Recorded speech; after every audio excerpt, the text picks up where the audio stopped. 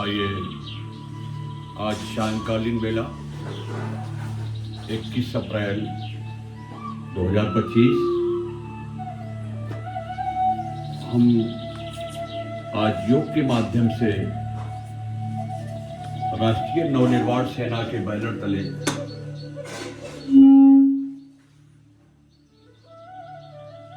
लोगों को स्वस्थ रहने की विधा, हम स्वस्थ रहें क्योंकि सेहत तंदुरुस्ती हमारा जन्मसिद्ध अधिकार है। इसे हर हाल में हमें प्राप्त करना चाहिए। वो सब प्राप्त होगा हमें अभ्यास करने से। योग के अभ्यास से हम अपने शरीरगत समस्त बीमारियों पर विजय पा सकते हैं, हम स्वस्थ रह सकते हैं। और सेहत के लिए प्राणवायु ऑक्सीजन नितांत आवश्यक है। बगैर प्राणवायु के या ऑक्सीजन के कोई भी प्राणी ज्यादा समय तक जिंदा नहीं रह पाएगा। और प्राणवायु ही एक ऐसी हमारे शरीर के लिए पोषक तत्व है जो नितांत आवश्यक है। और इस प्राणवायु को ऑक्सीजन कहा जाए। ऑक्सीजन हर जीवधारी के लिए नितांत आवश्यक है। पेड़ पौधे, फूल पत्तियां, जातक, पशु पक्षी सभी के लिए, यहाँ तक कि जल में भी ऑक्सीजन पाया जाता है। तो इस ऑक्सीजन के माध्यम से हम अपने शरीर को स्वस्थ रखने का प्रयास करते हैं। हमारे ऋषि मुनियों की परंपरा ये हमारी नहीं, किसी की व्यक्तिगत नहीं। हमारे ऋषि मुनियों की परंपराएं अपने को स्वस्थ रखें। हम ये जानते हैं, हम सबको महसूस भी होता, दिखाई भी देता है कि हम कितना भी धन कमा लें, कितने रुपए पैसे का भंडार लगा लें, लेकिन यदि मेरा सेहत ठीक नहीं, हमारा स्वास्थ्य ठीक नहीं है, तो हम किसी भी तरीके का सुख सुविधा नहीं प्राप्त कर सकते। यह पूरी जिंदगी, ये परम पिता परमेश्वर द्वारा बनाई हुई ये खूबसूरत धरती, ये खूबसूरत संसार, जिससे हम अलग हो जाएंगे यदि हमारा सेहत ठीक नहीं। हम नहीं देख पाएंगे, न हम खा पाएंगे, न हम चल पाते हैं, न फिर पाते हैं। और आजकल बीमारियां, नई नई बीमारियां पैदा हो रही हैं। इन बीमारियों से बचने का एकमात्र उपाय है, बगैर पैसा खर्च किए, आपको कोई पैसा नहीं लगाना है, आप केवल योग करें। योग की विधा को राष्ट्रीय नवनिर्माण सेना अपने योग शिक्षकों के द्वारा ये प्रयास कर रही है कि आए, योग कक्षा में आए, योग करें। योग कक्षा में आपको स्वस्थ रखने की तरह तरीके की विधि और विधाएं बताई जाती हैं। आपको कहाँ सावधान रहना है, क्या खाना है, क्या पीना है। आपके दैनिक जीवन की जीवनचर्या बदल जाएगी यदि आप योग की शरण में आ जाएं। और हमारी जीवनचर्या अगर बदल जाती है तो निश्चित रूप से हम योग के शरणागत जब हो जाते हैं तो मेरी हर चीज बदल जाती है। और योग एक ऐसी विधा है कि हम सबके सेहत के लिए एक वरदान साबित हुआ है।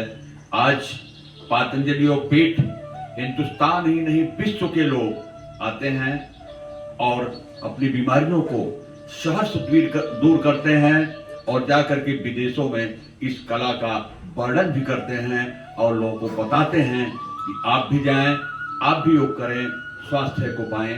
इसी स्वास्थ्य की कड़ी में हम और हमारे साथी चंदन शर्मा जी आज सायंकाल बेला में प्राणायाम की तरफ बढ़ेंगे।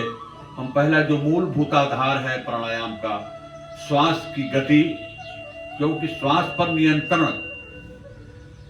नियंत्रण ही योग की विधा है। इस श्वास को, इस प्राणवायु को कब रोकना है, कब फेंकना है, कब लेना है, लेने की कला क्या है, रोकने की कला क्या है और बाहर निकालने की कला क्या है, इन सबको एक समायोजित तरीके से हम ग्रहण करते हैं, निकालते हैं और अपने शरीर को इष्ट पुष्ट पाते हैं। तो हम चलते हैं आज कपालभाति के प्रयास, कपालभाति प्राणायाम के लिए हम सीधे सुखासन, मंडूकासन या पद्मासन, जिस आसन में हम ज़्यादा समय तक स्थिर रूप से बैठ सकें, उसी आसन में बैठ जाते हैं और नासिका से श्वास को हम बाहर फेंकते हैं।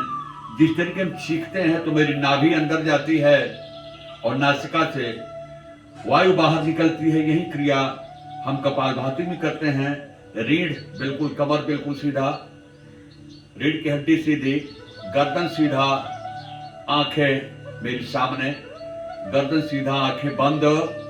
प्राणायाम में किसी भी संगीत के साथ लयबद्ध हो जाएं और संगीत के धुन में अपने को समायोजित करें और उसी लय के साथ हम लोग केवल श्वास को बाहर फेंकने का प्रयास करेंगे। कपालभाति श्वास को बाहर फेंकने की क्रिया है। इसमें श्वास लेने की चिंता नहीं है। श्वास स्वमेव अपने अंदर फेफड़े में जाता रहेगा, जिसको प्राचीरा भी शब्द कहा गया योग की भाषा में। प्राचीरा, फेफड़े के में जितनी जगह हो वहां तक प्राणवायु को भरना, ये उसका प्राचीरे शब्द का अर्थ है। प्राचीरा का हम लोग शुरू में अर्थ नहीं समझ रहे थे, लेकिन अध्ययन करके पाया गया कि प्राणवायु फेफड़े में ही भरा जाएगा। फेफड़े में जितनी जगह हो, यदि उतनी प्राणवायु को हम लेते हैं तो ये प्राचीरा तक हो जाता है। फिर पुनः नासिका से श्वास को बाहर फेंकते हैं। नाभि चक्र हमारा अंदर बाहर होता है, एक्सरसाइज होती है। और नाभि के बगल में हमारा पेनक्रियाज है, जिसके दोषपूर्ण होने से हमें शुगर की बीमारी हो जाती है। हमारे शरीर से इंसुलिन बाहर निकल जाता है, क्योंकि पेनक्रियाज अगर दोषपूर्ण हो जाता है तो इंसुलिन को बनने और इंसुलिन को हमारे शरीर में समायोजित करने, इसका बैलेंस बनाने की प्रक्रिया डिस्टर्ब हो जाती है। और जब प्रक्रिया डिस्टर्ब हो जाती है तो हम शुगर के रोगी हो जाते हैं, हमें लंबा दवा खाना पड़ता है। तो उसके लिए शुगर न हो, यदि हो भी चुका है तो डरने की कोई बात नहीं। प्राणायाम में विधा है, इस विधा का हम शुरुआत करते हैं कपालभाति से। हम 5 मिनट लगातार कपालभाति का अभ्यास करेंगे। आइए हम लोग सीधा बैठ जाते हैं। नासिका से श्वास को बाहर फेंकेंगे। श्वास लेने की चिंता हम न करें, श्वास अपने आप अंदर जाता रहेगा।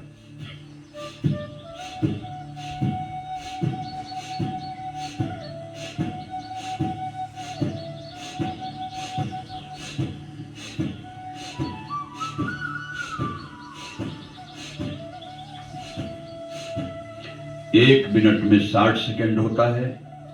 पर सेकेंड में एक स्ट्रोक जब हम लगाते हैं तो 1 मिनट में 60 बार हमारी नाभि अंदर बाहर होती है। और 2 मिनट करते हैं, 3 मिनट करते हैं, 5 मिनट करते हैं। और असाध्य रोगों में, कैंसर जैसे रोगों में इस क्रिया को 4 घंटे, 6 घंटे और कभी कभी कैंसर की विकृति जब बढ़ी हुई होती है तो 8-8 घंटे रोगी इस प्राणायाम को करते हैं और उनको लाभ मिलता है। सामान्य व्यक्ति को कम से कम एक दिन में 1200 बार ये कपालभाति अवश्य करना चाहिए, यानी कम से कम 15 मिनट, 10 मिनट, 20 मिनट तक अवश्य करें। लेकिन जो सामान्य हैं वो कम से कम 900 बार, 1000 बार, 1200 बार, जितनी उसकी क्षमता हो और समय के अनुसार चलें और इस अभ्यास को करें। इससे हमारा संपूर्ण शरीर ये प्राणवायु से भरपूर ऊर्जा शक्ति से प्रेरित होता है। हमारी ऊर्जा जागृत होती है। इंगला, पिंगला, सुषुम्ना नाड़ियां, ये तीनों नाड़ियां स्वस्थ होती हैं। और जब ये नाड़ियां स्वस्थ होती हैं तो हम स्वस्थ होते हैं। हम कर रहे हैं कपालभाति का अभ्यास, लगातार करें।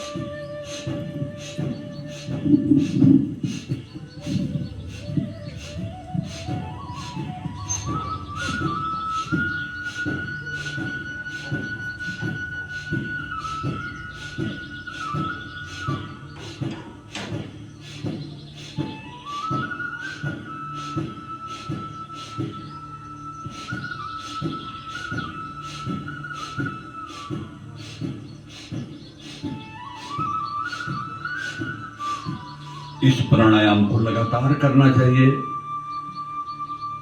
कंटिन्यूटी 10 मिनट की हो, 5 मिनट की हो, 15 मिनट की हो, 1 या 2 मिनट करने से कोई लाभ नहीं होगा।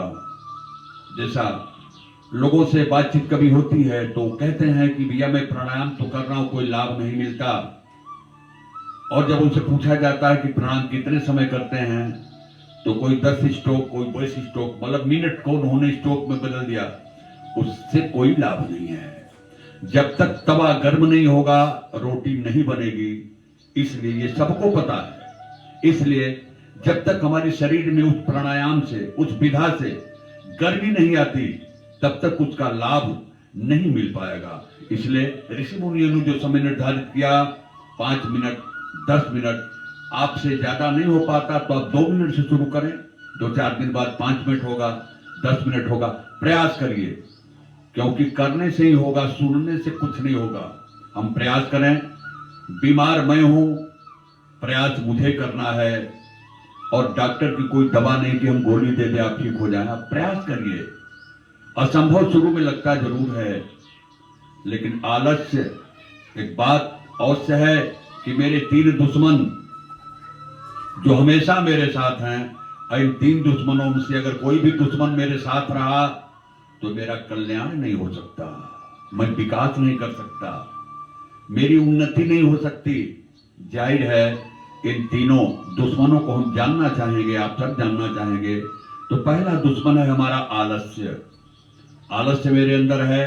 हमने 5 मिनट 2 मिनट प्राणायाम किया और सोचा कि छोड़िए अब कल करेंगे, परसों से करेंगे, लेकिन न कल परसों आया है न हम कर पाए हैं। इसलिए आलस्य को छोड़िए। किसी जो काम हमें करना है वह काम स्वयं कर लीजिए। दूसरों के सहारे कभी भी आदमी सफल नहीं हो पाया है। इसलिए कहा गया, कर बहिया बले अपनी छाड़ बिरानी आस, अपने हाथों के ताकत पर भरोसा कीजिए। आप अपने पर विश्वास करिए, और जब आप अपने पर विश्वास कर लेंगे तो सफलता आपके पास आएगी। आइए, दूसरा हमारा जो दुश्मन है, मैंने कहा पहला आलस्य और दूसरा हमारा दुश्मन क्रोध है। बातों बातों में हमको क्रोध आ जाता है। घर में भाई बहन माँ बाप किसी ने कुछ ऐसी बात कह दे और मुझे क्रोध आ गया। जानिए, क्रोध आपका सबसे बड़ा दुश्मन है। और जब आपको क्रोध आ जाए तो आप भोजन मत करिए, क्योंकि वो भोजन विषैला हो जाता है। इसलिए क्रोध त्यागिए। ये दूसरा दुश्मन है क्रोध हमारा। इसलिए क्रोध को, जब आपको क्रोध आ जाए तो स्थान छोड़ दीजिए, शांत जगह हो जाइए, मन को शांत रखिए। क्रोध से किसी को आज कुछ नहीं मिला है, क्रोध से सिर्फ इंसान का नुकसान ही हुआ है। आइए, पहला दुश्मन हमारा आलस्य था, और दूसरा था क्रोध, और तीसरा था घमंड। कभी घमंड मत करिए। ये परम पिता परमेश्वर की काया कब बदल जाएगी, कब हमारे साथ घटना दुर्घटना हो जाएगी, कब मेरे साथ कौन सा हादसा हो जाएगा, कब मेरी इतनी बड़ी संपत्ति डूब जाएगी, कब मैं धनवान हो जाऊंगा, कब अमीर हो जाऊंगा, कब गरीब हो जाऊंगा, परमात्मा के हाथों पर है। इसलिए इस पर घमंड मत करिए। अपने ऊपर घमंड मत करिए कि मैंने इतना दौलत कमा लिया, मैं इतना मजबूत हो गया, हमारा सेहत इतना अच्छा है।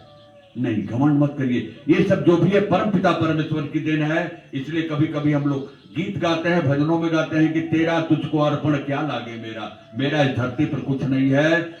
मुट्ठी बांधे आए हो, हाथ पसारे जाओगे, आपके पास कुछ नहीं है। और आपका अगर रह जाता है तो आपके किए गए कर्मों को आने वाली पीढ़ी कुछ समय तक याद करती है। इसलिए इन तीनों दुश्मनों से बच के रहें। और इस 3 दुश्मन अगर आपके पास नहीं है तो निश्चित रूप से, पहली बात तो आप बीमार नहीं होंगे, क्योंकि बीमारी का कारण चिंता। अगर हमको चिंता है तब भी हम बीमार रहेंगे।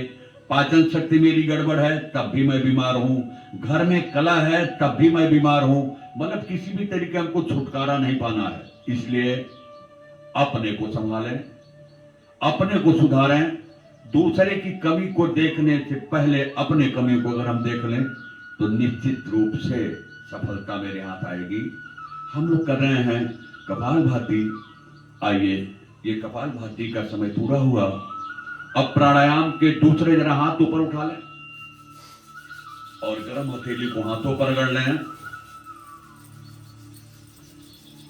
प्राणायाम के दूसरे विधा में पैर को जरा खोल लें, बाहर फैला लें, क्योंकि लंबा समय बैठने से सिकुड़न और झुनझुनी आ जाती है, इसलिए पैर को जरा खोल लें, आगे पीछे दबा लें। बहुत अच्छा अभ्यास।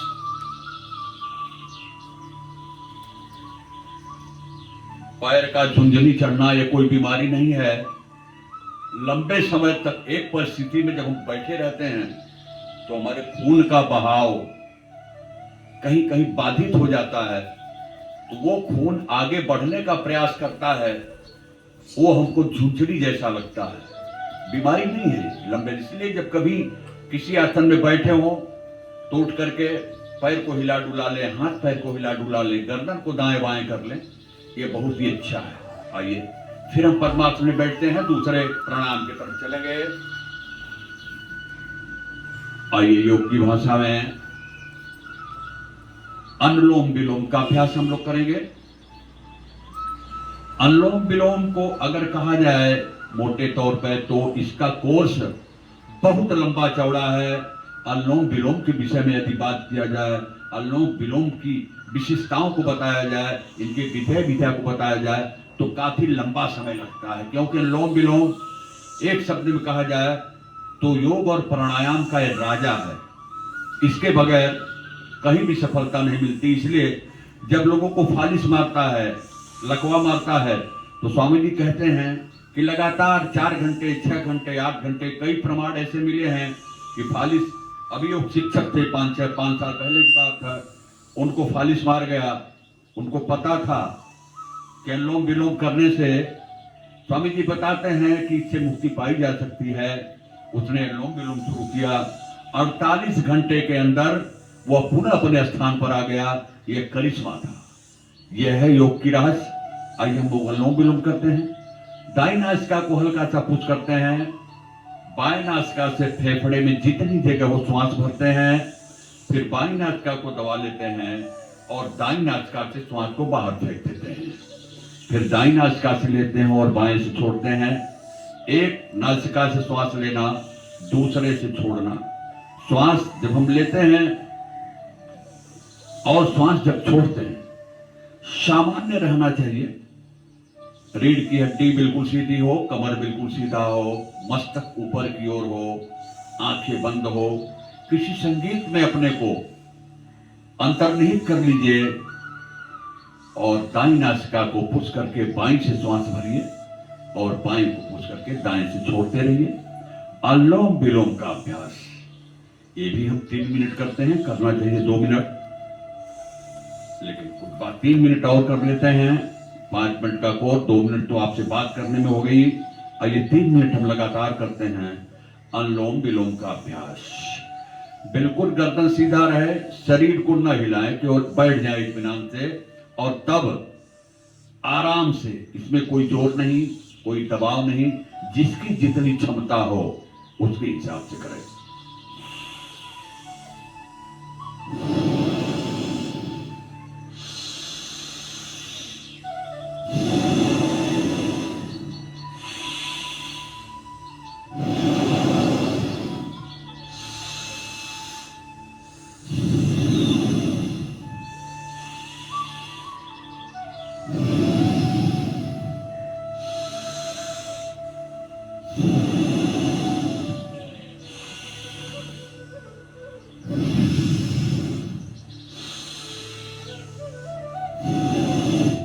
इस प्राणायाम से सबसे पहले नासिका से श्वास को जब हम फेफड़े में प्राचीरा तक भरते हैं तो मस्तिष्क में प्राणवायु का फेफड़े से होते हुए मस्तिष्क तक जब प्राणवायु जाता है तो हमारे शरीर को ठंडक मिलती है। मेरा शरीर स्वस्थ होता है। सर दर्द, माइग्रेन पेन, इससे राहत मिलती है।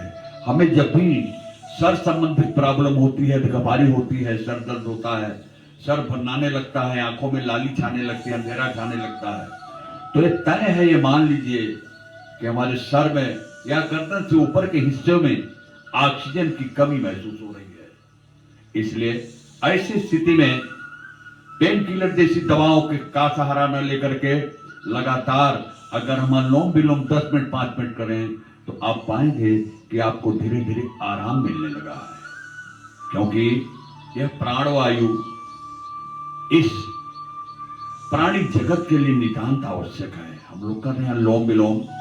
नाड़ीगत जितनी बीमारियां हैं, कहीं ब्लॉकेज आपको हो रहा है, कहीं ऐंठन हो रहा है, कहीं मांसपेशियों में सूजन हो रही है, कहीं दर्द हो रहा है, इन सब के लिए यह प्राणायाम नितांत आवश्यक है और बहुत ही लाभकारी है। हम लोग कर रहे हैं अनुलोम विलोम का अभ्यास। बातें तो बहुत हैं, लेकिन बात करने से काम नहीं बनता, काम बनता है काम करने से। आइए हम लोग अनुलोम विलोम करें।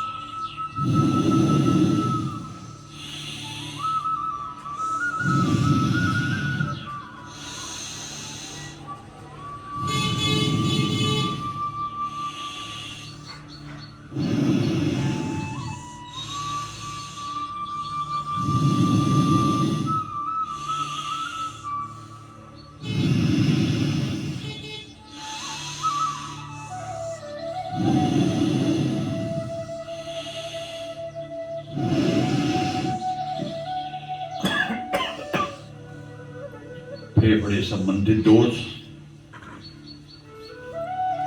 फेफड़े संबंधित विकार,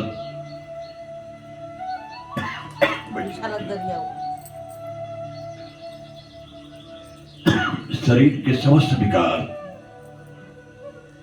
हम योग के द्वारा दूर कर सकते हैं। आवश्यकता इस बात की है कि हम कितने लगन के साथ कर रहे हैं।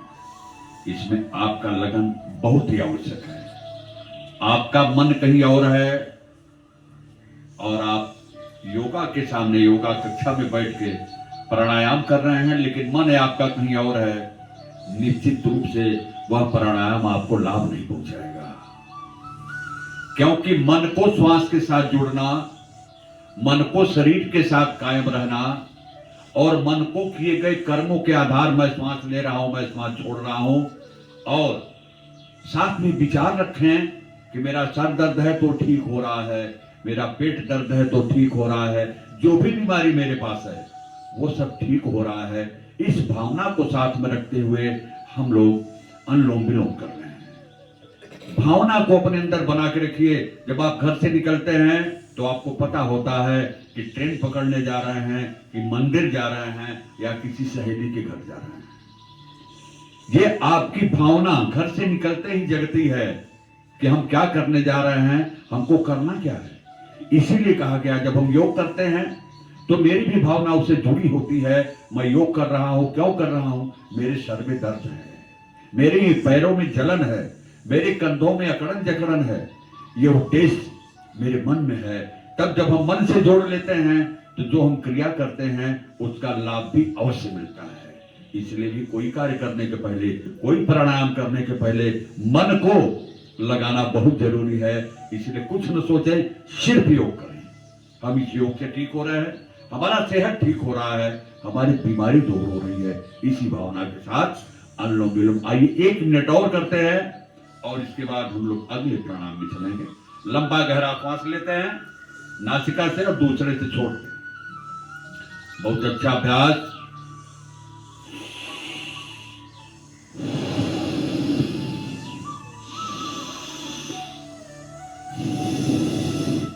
2.5 से 3 सेकंड में श्वास को लेना और 2.5 से 3 सेकंड में श्वास को छोड़ना। और ये जरूरी नहीं है कि 2.5 से 3 सेकंड हो, आपको 4 सेकंड भी लग सकता है, 5 सेकंड भी लग सकता है। लेकिन प्रक्रिया यह है कि जितने देर में आप श्वास लेते हैं उसी समय में श्वास को छोड़िए। ये क्रम लगभग बराबर रहे ऐसा प्रयास करना चाहिए। हो सकता है शुरू शुरू में ये प्रयास न हो पाए, आपको लगे कि श्वास लेने में ज्यादा समय लगता है, श्वास छोड़ने में कम समय लगता है, या श्वास छोड़ने में कम समय लगता है, श्वास लेने में ज्यादा। इसकी चिंता आप मत करिए। आप धीरे धीरे जब अभ्यास करेंगी तो निश्चित रूप से आपको इसमें लाभ मिलेगा। आइए अनुलोम विलोम हम कर रहे हैं, और इस अनुलोम विलोम का एक लंबा अभ्यास हम लोग करते हैं, और लंबा अभ्यास करने से हमको लंबा लाभ भी मिलता है। इसीलिए आपने देखा कि श्वास की महिमा अखंड है। हर जीव अलग अलग समय के अनुसार अपने सामर्थ्य के अनुसार श्वास लेता है, और उस श्वास लेने की कला परमपिता परमेश्वर द्वारा प्राप्त हुई है। जिसको जितना श्वास मिला है वो उतना श्वास लेता है, क्योंकि निर्धारित है ईश्वर द्वारा, और ईश्वर जो निर्धारित करता है उसी के तहत हमको रहना भी है और करना भी है। आइए हम लोग कर रहे हैं अनुलोम विलोम का अभ्यास। बहुत अच्छा अभ्यास। आप लोग कंटिन्यूअस लगातार यह प्रयास करते रहें उचित लाभ के लिए।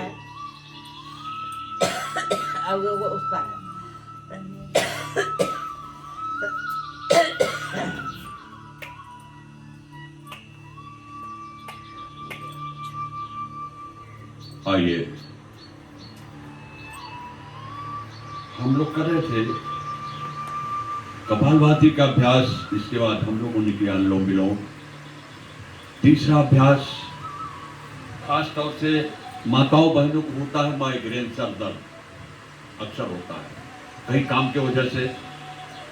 कभी घर में किसी ने कुछ कह दिया तो माथा ठनक गया, किसी बच्चे की जिद की वजह से। लेकिन ये साधारण प्रक्रिया है, इसमें उलझना नहीं चाहिए। और जब आपको सर संबंधित प्रॉब्लम माइग्रेन पेन हो तो भ्रामरी का अभ्यास करें, क्योंकि भ्रामरी में जब हम श्वास लेते हैं तो प्राणवायु हमारा सीधे मस्तक पर सर के ऊपर जाता है, और जब सर में ऑक्सीजन लेवल बढ़ती है तो मेरा सर धीरे धीरे ठंडा होने लगता है। ये करते हैं, लंबा गहरा श्वास लेंगे, पहली उंगली माथे पर लगा लेते हैं, शेष से आंखें बंद, अंगूठे को कान में लगा लेते हैं, लंबा गहरा श्वास लेंगे और ओम का जाप करेंगे 5 बार।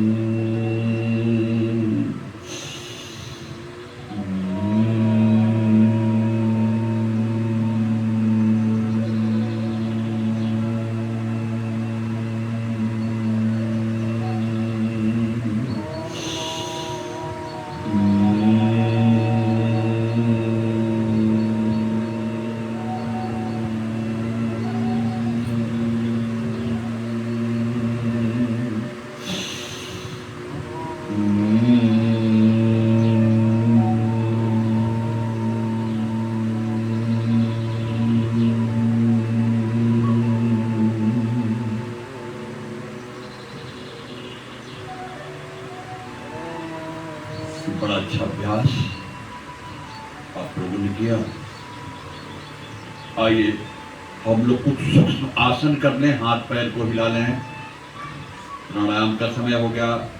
आसन के लिए हमारे शर्मा जी से ये निवेदन करेंगे कि थोड़े समय में छोटे छोटे आसन कराएं सूक्ष्म व्यायाम के रूप में।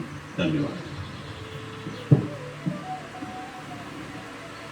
अभी आप मंच पर आसीन हमारा राष्ट्रीय योग संरक्षक महोदय से आपने प्राणायाम की विधि को सुना। आज की सायंकालीन योग कक्षा में आप सभी स्वागत, वंदन, अभिनंदन। गुरुदेव बता रहे थे कि आप शरीर में 3 प्रबल शत्रु हैं, क्रोध, अभिमान और आपका जो है सबसे बड़ी सोच आलस।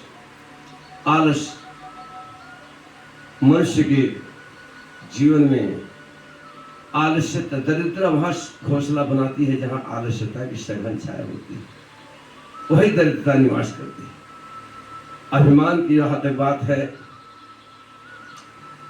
दया धर्म का मूल है, मूल पाप अभिमान।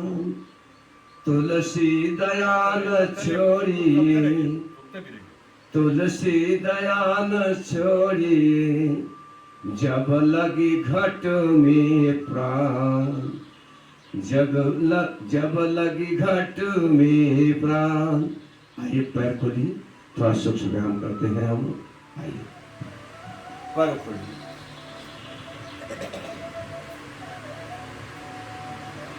दंडासन बैठे, पीछे दोनों हाथ करके इसको दंडासन करके पंजे को आगे ले जाए,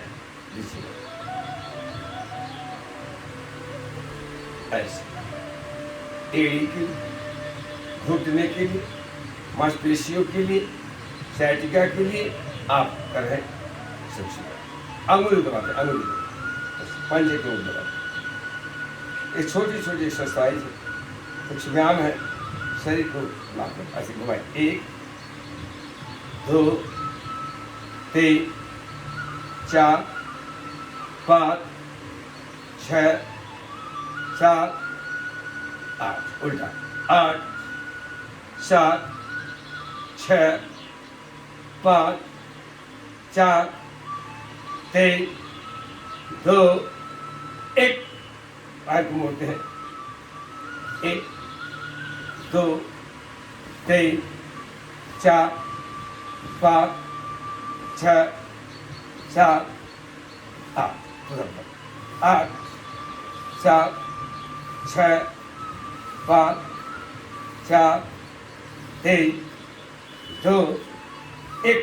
2 पैर, 1 2 3 4 5 6 7 8। ऐसे इतला करते हैं। अब पूर्ण तरफ मारते हैं।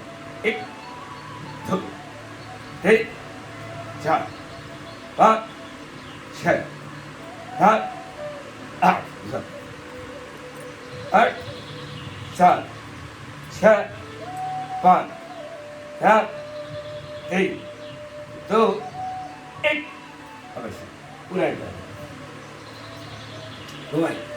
1 2 3 4 5 6 7 8, उल्टा 8 7 6 5 4 3 2 1। 1 2 3 4 5 6 7 8 8 7 6 5 4 3 2 1। बाएं पैर को पहले ऐसे पहले पकड़ते हैं। 1 2 3 4 5 6 7 8, उल्टा 8 7 6 5 4 3 2 1। अब इसे पकड़ के इसको दबाते हैं भाई।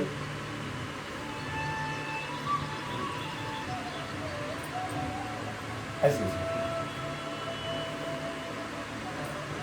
कुल्हे की, एड़ी, घुटने की, मांसपेशियों की, साइटिका की, ऐसे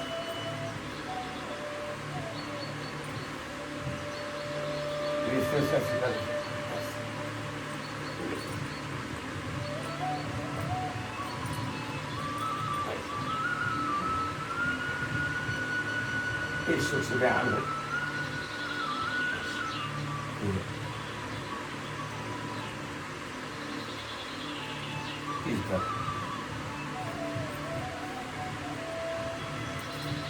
मन लागत लागत लागत है, धर्म भागत भागत भागत, साधना में मन कम लगता है, क्योंकि आपको लाभ आशीष पर जीवन आपको सुख में रहे, शांति प्रिय, निरोग, आरोग्य।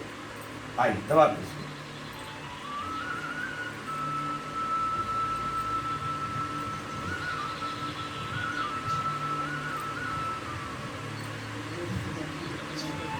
ठीक है, दवाइए अच्छी बात हाँ, है, ठीक। जितना दबता उतने दवाइए। जबरदस्ती नहीं, अभ्यास रोज करेंगे। आप लोग करते रहे। एक बात छूट गई थी बताना आप लोगों को, श्वास की बात मैं कर रहा हूं। श्वास जितना हम लेंगे, हम देखते हैं कि हमारे पास जितने पशु पक्षी जानवर हम लोग हैं, वो जो जितना कम श्वास लेता है उतना ज्यादा जिंदा रहता है। एक रहस्य की बात है, जैसे कबूतर 1 मिनट में 34 बार सांस लेता है, बत्तख 22 बार सांस लेता है, कुत्ता 28 बार सांस लेता है, कौवा 26 बार लेता है, बिल्ली 24 बार लेती है, हाथी 22 बार लेता है और कछुआ केवल 5 बार लेता है।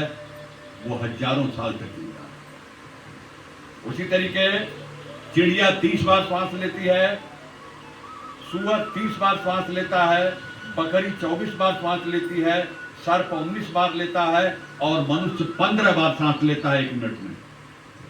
योग के द्वारा अगर हम प्रयास करें तो हम भी 1 मिनट में केवल 5 श्वास ले सकते हैं, और जब हम 1 मिनट में 5 बार श्वास लेकर जिंदा रह सकते हैं तो आप मानिए 100 के कहीं ऊपर आप चले जाएं। श्वास की गति, श्वास ही सब कुछ है। जब श्वास बंद हो जाएगा आदमी धरती चला जाएगा। इसलिए योग के द्वारा, योग करने वाला व्यक्ति, जहां पर एक लिखा है मनुष्य 15 बार श्वास लेता है, अगर योग करता है तो 14 बार हो जाएगा, 12 बार हो जाएगा, 10 बार हो जाएगा। और लंबे, जिसको कहते हैं ऋषि मुनि, प्रयास करते रहे, कुंडलिनी जागरण हो जाती है तो उनका श्वास गति 10 और 12, 7 और 8 हो जाता है। उनकी आयु लंबी हो जाती है। इच्छा भरेदी मृत्यु पा लेते हैं। वो जब चाहेंगे तो अपना प्राण को छोड़ देते हैं, क्योंकि वो विजय पा चुके होते हैं, जिसको कहा जाए कुंडलिनी जागरण हो जाती है। इसलिए परमपिता परमेश्वर ने अलग अलग जीव जंतुओं को अलग अलग विधा से श्वास लेने की कला, उनके रहने की कला, सारी व्यवस्था परमपिता परमेश्वर ने कर रखी है। लेकिन हम इंसान, एक इंसान ही ऐसा है जो केवल हंसता है और कोई हंसता नहीं। इंसान के अलावा किसी के पास हंसने कला नहीं है।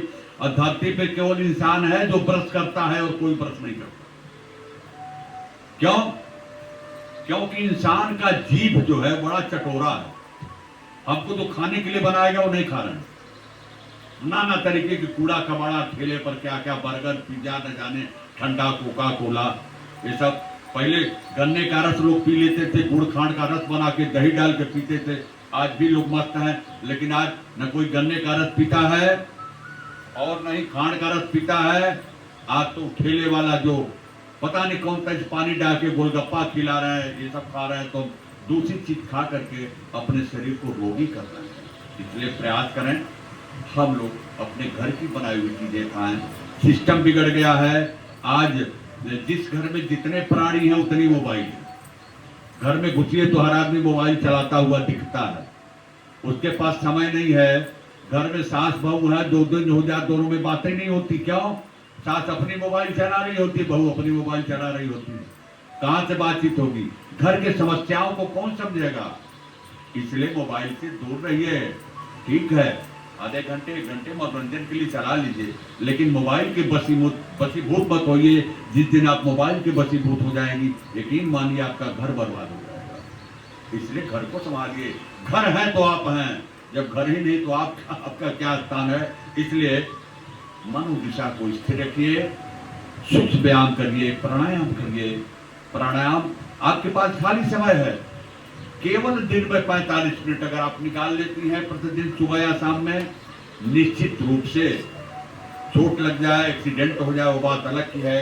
लेकिन नॉर्मल रूप से अगर आप 1 घंटा अपने शरीर को देती है 24 घंटे में, तो आपको दवा खाने की जरूरत नहीं।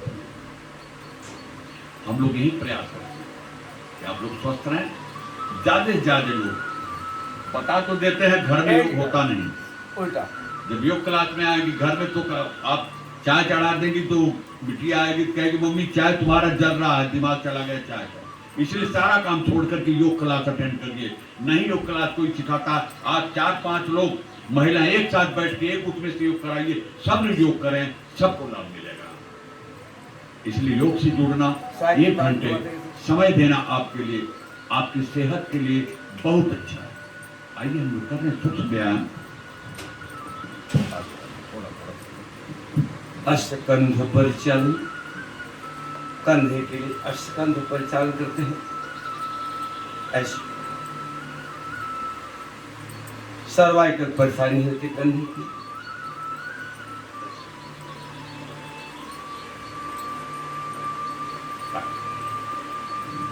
दोनों हाथ ऐसे घुमाए, दो नहीं नहीं नहीं नहीं नहीं ऐसे नहीं थे, पर इसको सटाइए, चार, तब पीछे ले ले बाहर। ऐसे रिहर्सल करने से नहीं होगा काम, तरीके से करिए, इसको सटाइए, रोकिए यहाँ पर, फिर पीछे ले जाइए, यहाँ ले, जब यहाँ ले क्या से ले, फिर ले आइए। अब जब इस साथ तब इसको फिर से ऊपर ले जाइए और पीछे करके आगे। जब भी सामने आए तो बिल्कुल ना सके, लेकिन नजदीक तो आ ही सकता है ना। आज थोड़ा आएगा, कल और आएगा, एक दिन आ जाएगा, प्रयास तो करिए। सीधे ऊपर और पीछे से फिर सामने, फिर इसको उल्टा कर यहाँ से फिर नीचे ले जाइए, पीछे ले जाइए, ऊपर अब ऐसे हाथी डला कर सब पीछे 10 बार 5 बार अभ्यास करिए। कंधे का जोड़, कभी सोने होने में गर्दन दर्द करता है, जब सवेरे तकिया उल्टी हाथ को ले जाना, उसका सही तरीका है। दोनों हाथ को एक दूसरे से पंजे को पकड़ लीजिए, ऊंचा उठाइए, खींच के रखिए ऊपर और खींचे, बहुत अच्छा, खींचे ऊपर, ऐसे ऐसे एक दूसरे को पकड़ लीजिए, एक कलाई और एक कलाई, खींचे ऊपर। बाएं हाथ से दाहिने हाथ को गर्दन के पीछे खींचे, गर्दन के पीछे खींच के रखिए, बहुत अच्छा, खींचे और ताकत लगाइए, सीधा ऊपर। अब दाहिने हाथ से बाएं हाथ को खींचिए, खींच के रखिए, बहुत अच्छा अभ्यास, सीधा, पुनः बाएं हाथ से